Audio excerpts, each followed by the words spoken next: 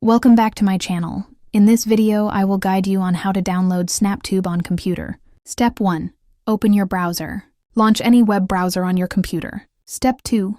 Download an Android emulator. Install an emulator like BlueStacks or Nox Player to run mobile apps on PC. Step 3. Install the emulator. Follow the on-screen steps to complete installation. Step 4. Launch emulator. Open the emulator after it's installed.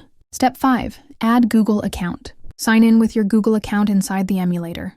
Step 6. Get Snaptube APK.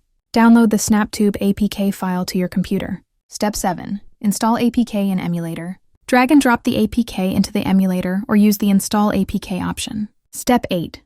Open Snaptube. Once installed, open Snaptube from the emulator's home screen. Step 9. Start using. Now you can download and watch videos directly from your computer. That's it. You've successfully installed Snaptube on your computer. Thanks for watching.